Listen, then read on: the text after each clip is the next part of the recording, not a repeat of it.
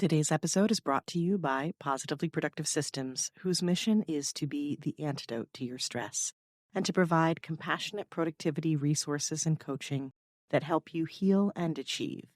Be sure to check out both free and paid resources at positivelyproductive.com/resources. We're not trying to put people in boxes, but we are trying to help people self-identify so that they know what works for them. And that is the shortest way to getting out of burnout is understanding how you work so that you can do things that come naturally to you and everything feels free.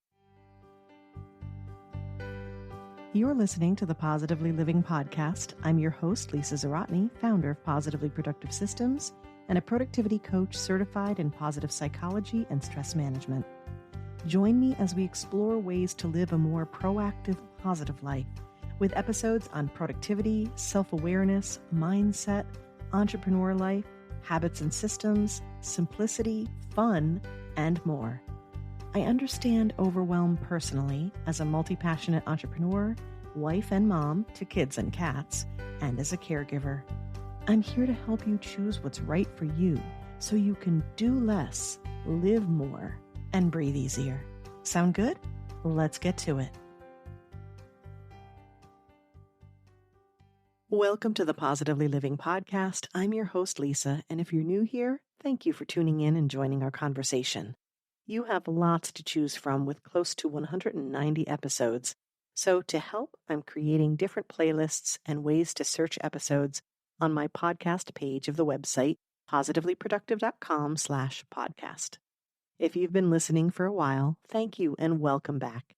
The podcast may continue to grow and change, as we all do, but what stays the same is my commitment to finding ways for you to be your happiest, most productive self. I'm committed to innovating and changing the discussion so you no longer feel shame for what you aren't doing and can instead fully embrace and appreciate what you are doing and how you work best. Today, we're approaching the idea of planning and getting things done from a new framework created by my guest, Kylie Ota. Kylie's an NLP-certified life coach and business strategist specializing in burnout recovery for high-achieving female entrepreneurs. She helps them find their business personality type and create a balanced life and successful business without compromising their well-being or relationships. As Kylie and I talk about the tendencies, challenges, and best planning practices for each of her 4 archetypes, you're bound to recognize yourself. I certainly did. Felt a little called out a couple times. She explains that her categories are loosely based on the DISC profile, which reminds me I need to do an episode about that. I definitely noticed overlap with the 4 tendencies and could even spot elements of Enneagram as well, both of which we've covered on the show. And while we cover the 4 types, we do spend a little extra time on the non-planner type, mostly because that's the type that struggles the most with planning. Regardless of where you stand as a planner, I think you'll appreciate learning about all 4 since you're either one of the types or you know or work with the others. Today's episode shows us how much all these frameworks overlap, which is encouraging. The information is out there, organized in different ways. Today, we're exploring yet another way it's organized, and hopefully it will inspire you and help things click. And we're doing it in the context of planning and productivity in a way that will protect you from burnout. I'd love to know which type resonates most with you, and what did you think of this episode? Head to my Connect page on the website to leave me a message or schedule a call to see how I can help you implement the practices we covered today at positivelyproductive.com/connect. Now let's join Kylie as we talk about how to figure out your planning style. Welcome to the Positively Living Podcast, Kylie Ota. I'm so delighted to see you today and to talk with you about a topic that needs some discussing. I know. We're going to just dive into everything about planning and your planning style according to your archetype.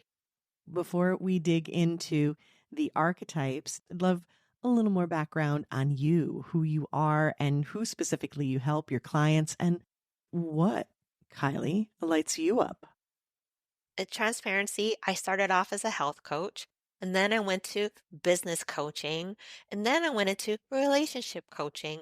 It was all this like, okay, I need to have a niche. I need to have a label. I need to fit myself into a box. And what I realized was there were a lot of different things that I grabbed from all of those different modalities that I was doing. And the overarching umbrella was I want to help people with burnout because that's what I suffered from. When I was in corporate, I was working 70 hours a week and I was medically diagnosed with burnout or adrenal fatigue. So my adrenal glands had shut down. My endocrine system was kind of pushing out as much chemical as it could, and it was petering out. And by the time I got tested, my cortisol level was at zero point 0.8. When I went into the doctor's office, he said, with these numbers, I don't even know how you walked in here. He said, how much caffeine are you drinking? Like, I have my 1 cup of coffee in the morning. And he's like, I don't even know how you're functioning right now based on these numbers. That's what started me on the path to health coaching. And then I realized, we can do supplements, we can fix the physical side of our bodies with burnout. But when I was doing a lot of research with my clients, it was the mental piece. Like I talked about before, my clients didn't feel normal. They kept pushing to fit in some kind of societal norm that they thought was the right fit. And it was like trying to put a square peg into a round hole. And that's when like I was working with different clients and even as a business coach and then project manager managing my clients' businesses, I found that there were different ways that my clients would like to organize their project plans. And these were the ways that they work best. And I was like, oh, they're bringing it back to corporate. Okay, yes, that's why we had these leadership trainings, learning how to work with other people, with our direct reports, with the people that we reported to, understanding communication styles, understanding how people work just made a better team dynamic. And going from team dynamics and business coaching into the relationship coaching, like understanding your partner, understanding your children, and how everyone communicates. We're not trying to put people in boxes, but we are trying to help people self identify so that they know what works for them. And that is the shortest way to getting out of burnout is understanding how you work so that you can do things that come naturally to you and everything feels free. Is basically what I help my clients with now. Finding who they are and just loving themselves. It's basically identity, clarity, and then purpose. Well, without that foundation, you struggle with everything else. So this goes back to the self-awareness, but it's interesting when you talked about relationships and you talked about the different kinds of coaching and the different kinds of experiences that you had. And ultimately, even though you tried different things, what you saw was how it's all connected and where the overlap is and sort of what the bottom line is. And I always think it's interesting when we talk about relationships. And the one relationship that we forget so much is the relationship with ourselves. And also, too, when we have self-awareness, that makes us better at being aware of others. And yeah, the corporate world, for as much as I give it grief, it has some things right. And trying to do these different assessments and the DISC and Myers-Briggs and all that, so many of them with the 4 categories, right? There's a reason for that. It can help with the discussion. And if I may, I love what you said about the shortest way out of burnout is understanding ourselves and how we work best. And I think as we talk about the different archetypes that you came up with today, we can notice those subtleties, those distinctions, those overlaps, and figure out what's best for us. And in this case, the context is planning, because that's a big topic, especially at the end of the year. And everybody's got an opinion on how to plan, whether it's a party or your entire business for the year or how long it's supposed to be and all that. So introduce us to these 4 archetypes that you found, and then let's dig into how each of them will plan their very best. If you're not super familiar with archetypes, you've probably heard of one of the many 4-pronged personality tests, quizzes, whatever. I looked at all of them because I took them. And I know we've discussed before, like we shouldn't be putting labels on people. But what I realized was it was easier for my clients to self-identify and really be comfortable with themselves once they had not a label, but an understanding of their personality type. Because a lot of times I would find clients, especially when we're coming to planning and organizing, like, oh, I'm not organized because I'm not like so and so. Or like my mom does it this way. And then I was shamed for doing it this way, but you guys are two different personality types. So, of course, what comes naturally to someone else will not come naturally to you. We have different thought patterns. Yes, we ping back and forth, but at the end of the day, things still get done because we just have our own style and way of organizing and doing things. So that's where the archetypes came from. I just wanted my clients to feel normal, that they didn't have to shame themselves that they weren't like how everybody else is doing everything. Yeah, you wanted them to have their own categories and for it to start to make sense. And that's really the key point here. It's that self-awareness. When we understand how we work best, well, then we are much more ready to work our best as opposed to suffering and struggling and pushing. It's funny, I always start with a powerhouse and I end with a perfectionist style because the powerhouse, if you're familiar with the disc, is the D driven. And she doesn't have any time for extra BS. She's like, hit it and quit it, get in and get out.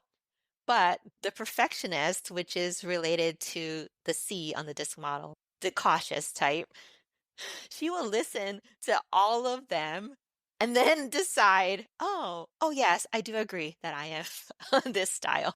It's very funny how that usually happens. So, starting off with the powerhouse, she is a cutthroat boss mode. Like she's driven by ROI and assertive. She's very results oriented and she's also competitive, right?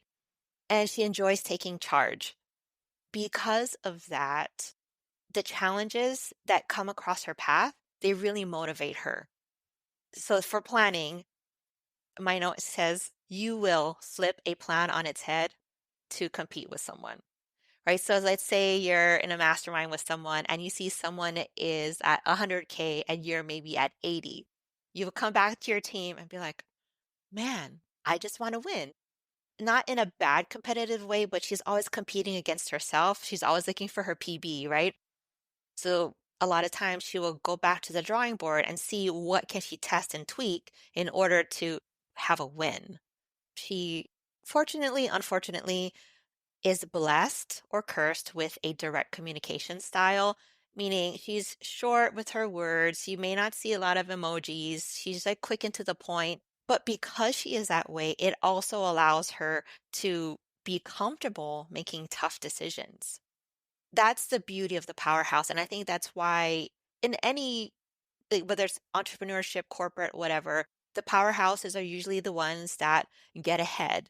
They get promoted very quickly. They build businesses very quickly. How she likes to plan is she likes to focus on big picture and strategic goals, right? Like I said, she's driven by ROI. So if she is planning something, it will have an end goal. She doesn't do anything just for the sake of doing anything. And she's not motivated by external drivers. Her planning style also, she likes task oriented calendaring methods.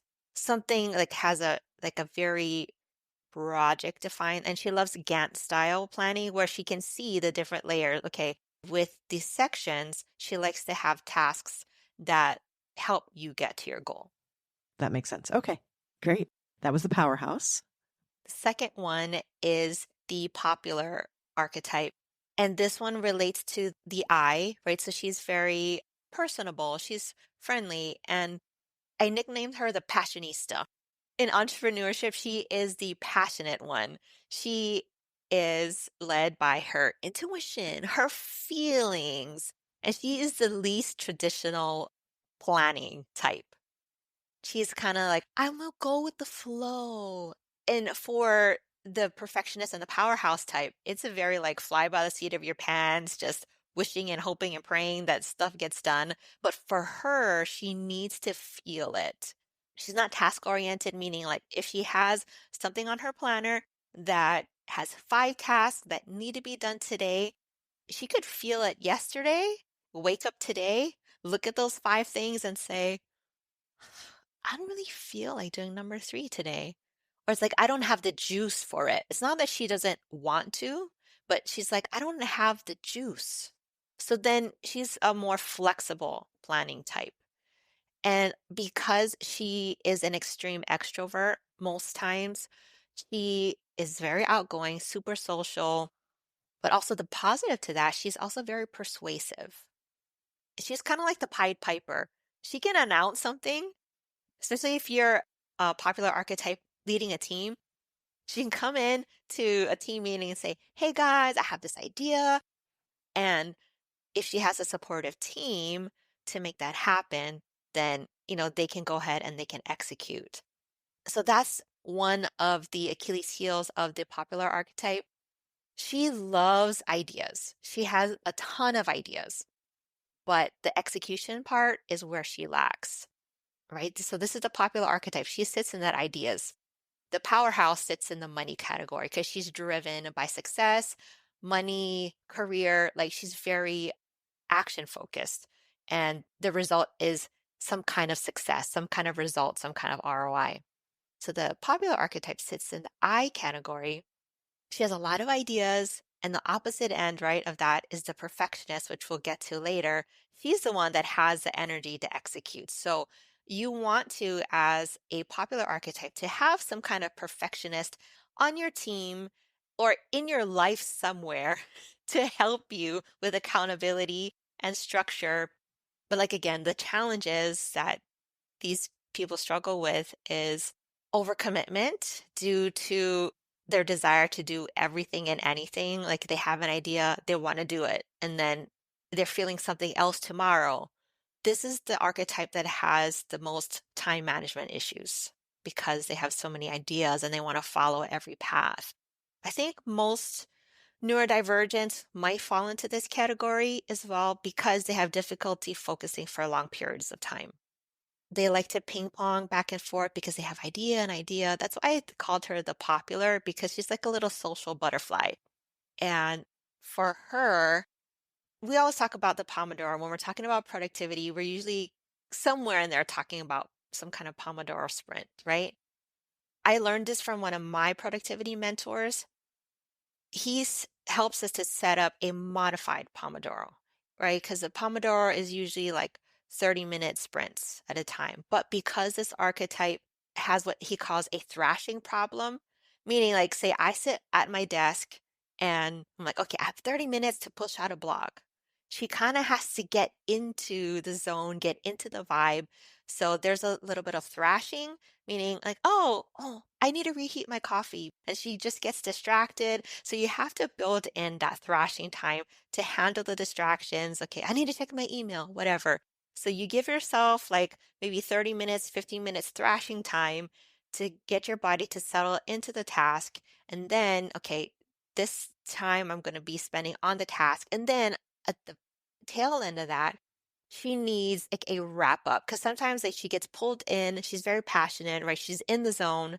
She doesn't want to wrap up because it took her so long to kind of get into the zone that she wants to stay in the zone a little longer. So that's why it's about 2 hours for a popular's Pomodoro sprint because you need that the front end and the tail end to kind of catch the thrashing up front and then at the back end to kind of take care of some the administrative things, get it organized and at a finishing place before she hops to the next thing because she loves hopping all over the place. Yeah, interesting. This definitely connects to neurodivergence, whom I have worked with and live with. It definitely feels like there's some overlap or connection to multi-passionates.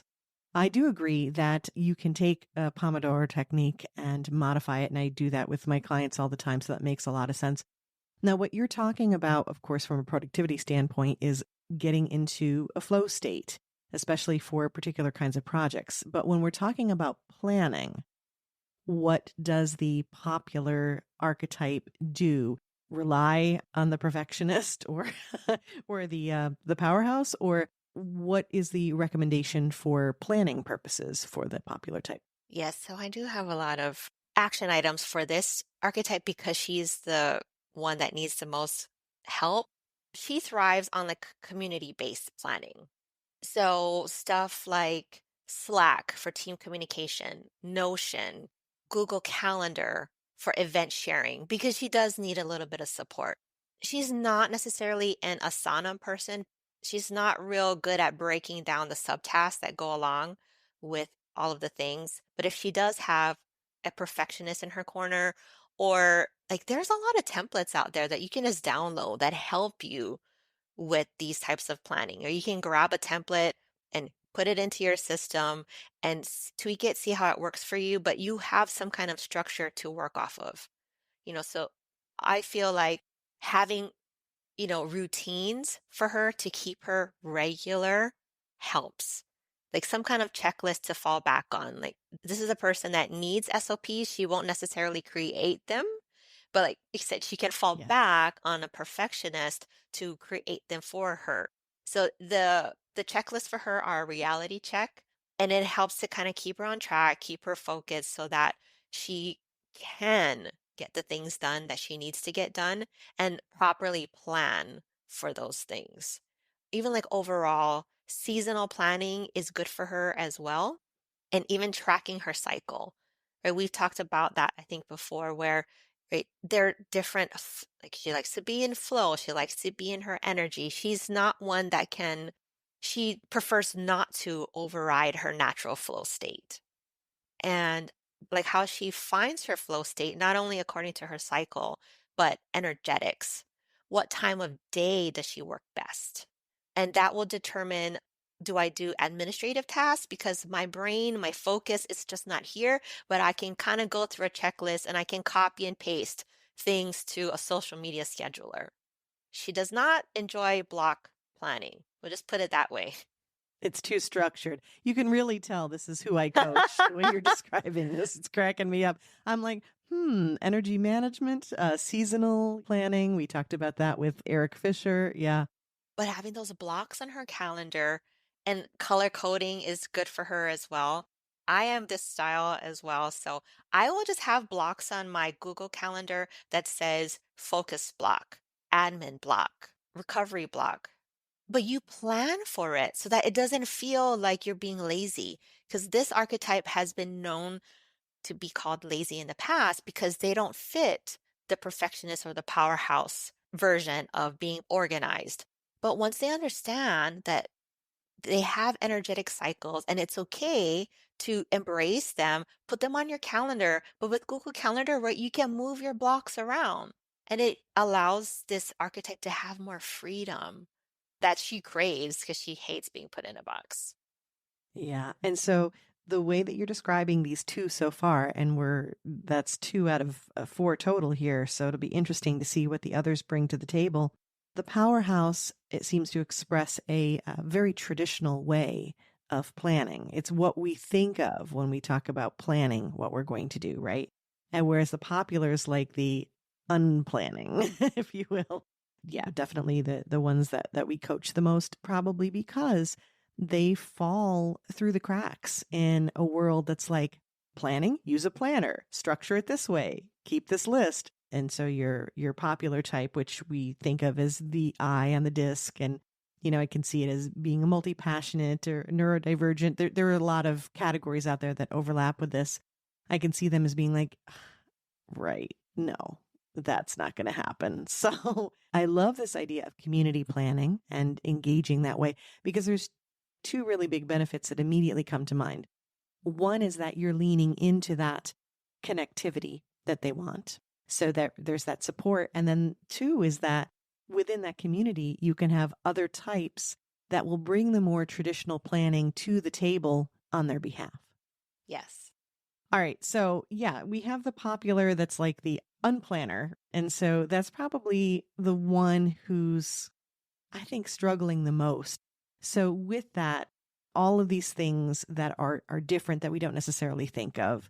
The community, the seasonal, the energy, allowing for that. Those are all great ways to plan. And the other thing I wanted to mention is that you talked about moving the time blocks around. And I came up with a system that I use with my clients. I should probably expand it and put it out there for everyone. And I call it flex blocking for a reason, because time blocking feels so constricted, and that's not what the popular wants. Okay, so that's 2 out of the 4 archetypes. We have 2 more to go. What's the next one, Kylie? The next one is the philanthropist. I know we talked about popular has time management issues, but this archetype also has time management issues because she is like the solid, kind of structured one. She is patient. She is reliable. She is team oriented and she's super calm. Everyone kind of goes to her for the answers, for the support. So she's out helping everyone because that's her heart, where she's a philanthropist. She's a heart-centered entrepreneur. And because people come to her for the stability and the structure, because that is what she craves the most, when people kind of break in and barrage her with these like pings and like all the distractions, it really throws her off her game. And she has to really be the most diligent out of all the archetypes to maintain boundaries. As opposed to the popular archetype who like she's go with the flow. Like if she's thrown off, it's okay because she thinks it's part of the process. Like it doesn't phase her internally. But when the philanthropist is kind of thrown off her game, she kind of stresses trying to get back on. Boundaries for her is really important, and having a daily routine schedule, like a start of work schedule or routine. Check, check, check, check. Like, how do I start this? And one of the things that she should do and put on her checklist is do not disturb. iPhones, or you can set the do not disturb to come on and off at a certain time. You can have like a sleep mode, you can have a focus mode. Like use those modes on your phone to help keep in what you need and keep out what you don't need. She also has, I will say, issues with sensory preferences. Like she likes her preferences. She likes everything the same. She's one of those organizing types that likes to have everything in the box. So just having everything organized in such a way that she can see them and knows what's happening when, it gives her the sense of safety with that structure. But on the flip side of that, some of the issues is she's very resistant to change because she prefers her structure, and then also reluctant to delegate.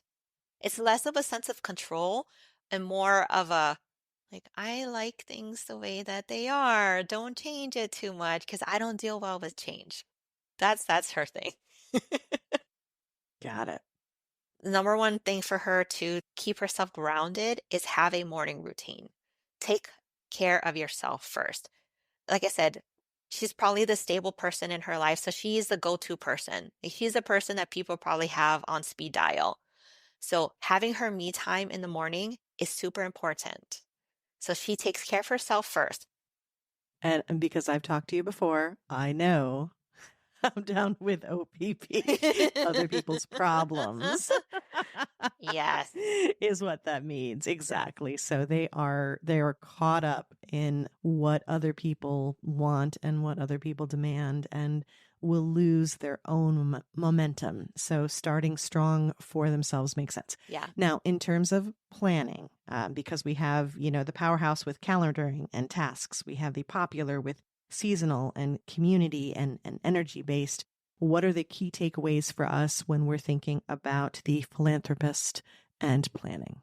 So theme days and batching. So we'll just say like Money Mondays, right? Financial things on Mondays. So if you have to call the bank, but it's Thursday, it's what has been called like an emergent task. Like there's the tasks that are already lined out, and then these emergent tasks are the ones that pop up, right? So if you have an emergent task that pops up, like, oh my gosh, I need to call the bank. If it's not urgent and important, it can go onto your theme day. So that way it doesn't disrupt her day. It doesn't have to freak her out and like add one more thing to her plate. That's one way she can control these things that kind of come at her. having a theme day and being okay with deferring things to, okay, this is happening on Monday. So I'll just put this thing on Monday. And for her, because everything has a place, she can put things in that place and feel okay about deferring her tasks. Yeah, it gives a built-in permission to not only say, this is where this particular thing, this task, and all the energy related to thinking about and doing the task belongs. It belongs on Thursday, and it's currently Tuesday right now. So it gives you permission to say, here, I'm putting it in Thursday, and now I also have permission to not have to think or worry about it on Tuesday. I love theming for that reason. I use it myself personally because it just works. It is one of the simplest techniques to create the most basic, like, starter boundaries. Love that. Okay. Anything else we have to know about the philanthropist before we move on to that last category? No, we are ready for you, perfectionist. So this is actually the most traditional type of person when it comes to planning. She likes structure and she likes checking things off the box. Her attention to detail, right? She's a perfectionist. Of course, she pays attention to detail. And it's a strength for you when it comes to planning, right? Because you're very systematic. This is what, if you're familiar with the Fly Lady, the Born Organized. I know we talked a lot about the powerhouse. So the powerhouse and the perfectionist are kind of like cousins, but they have different motivators and drivers. The perfectionist is driven by the precision and accuracy. And she's like, she wants to just check things off the box. She wants to get everything done. With the powerhouse, she's more motivated by results. Like, if she has to flip the script, she's okay. But the perfectionist, she's like, well, I have 5 things to do today, and I will do these 5 things today. She's very structured, methodical, precise. She's a very analytical thinker, detailed schedules. She will break it down into subtasks and have everything listed. She might even have like a laminated checklist for her children, but she doesn't need it. Like I said, she's a naturally organized, so she doesn't need it particularly, but having them for her kids and maybe even for her husband, it helps to keep everybody in line and on the path. And it's okay, right? If that's your style and that's what makes you work, then that's good. And she loves like organized calendaring systems. Like having all her ducks in a row is the thing. And she likes ones that can have detailed notes. And it's like she has checklist on checklist, right? She has subtasks on subtasks. She wants to make Calling sure. me out. But she wants to make sure, one, she gets everything done. But she also wants to make sure that the people in her peripheral, whether it's a direct report or just people in her family, like, don't forget this now. And she gets tired of reminding people. So she's like, why not a checklist? Checklists work for me. Like, I'll just make a checklist and I'll print it out for you and you can use it and we'll all be happy. But if you're working with other archetypes, right? Like the popular archetype, it's weird how you have a perfectionist parent with the total opposite popular archetype as children. Yeah, it's all the time. Yeah. So it definitely sounds like calendars for planning, but I like how you made the distinction that calendars with details, right?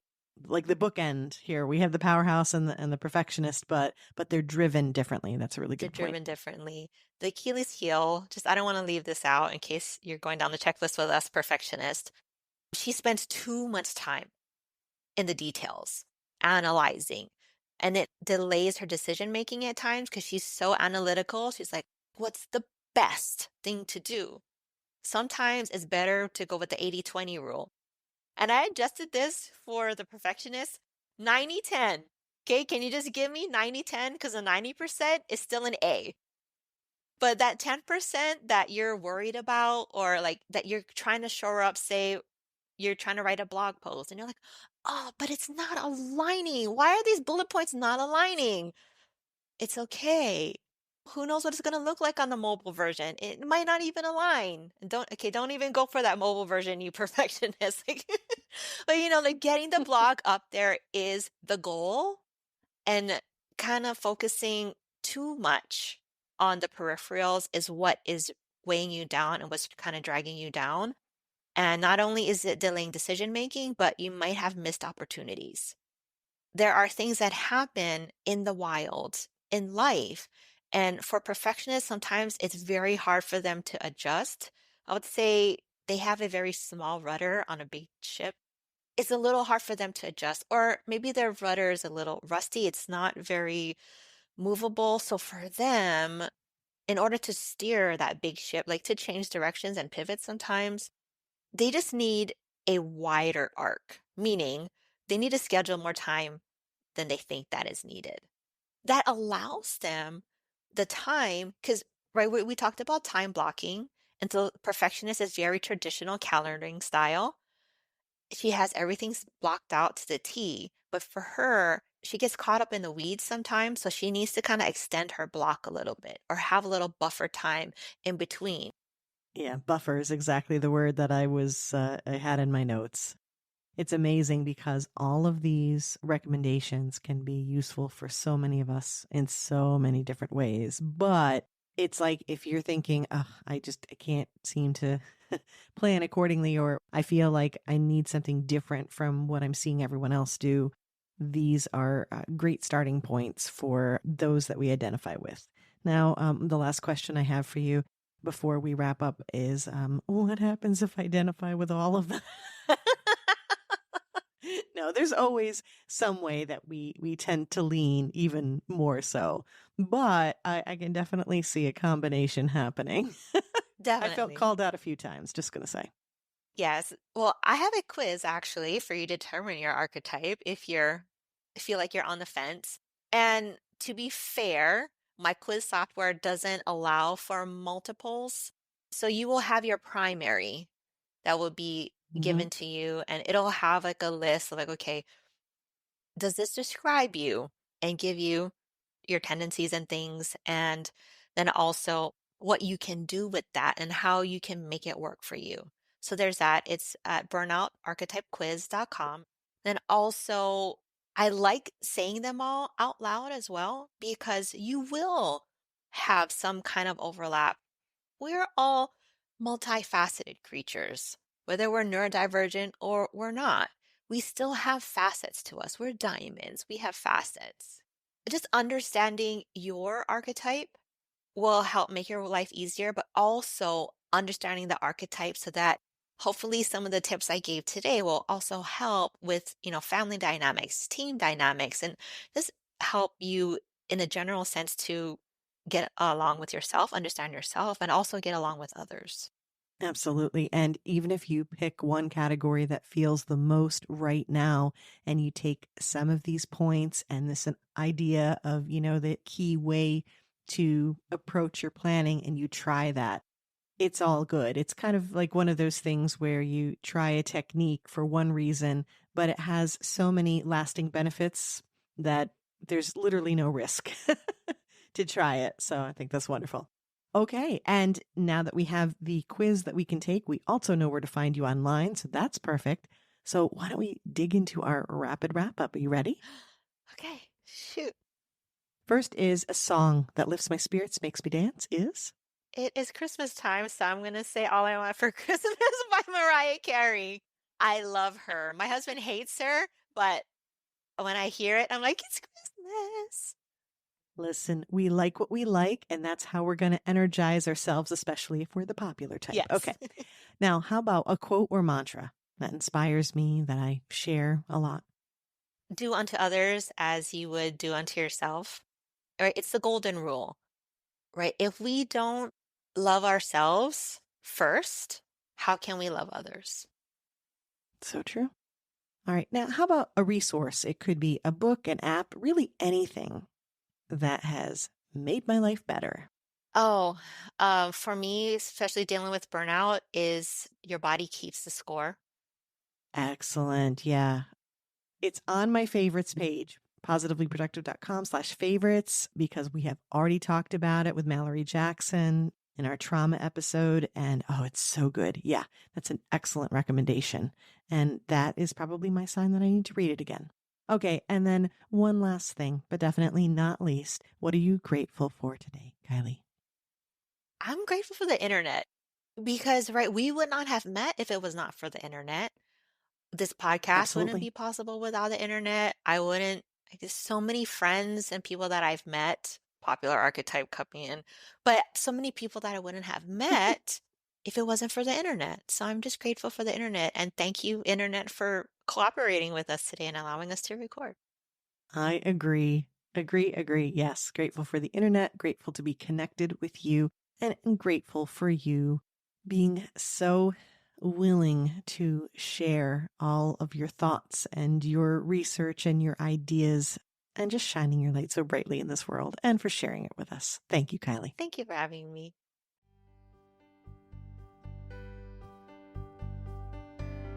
Thank you for joining me today. Your time is precious and limited, and I'm honored you chose to spend it with me.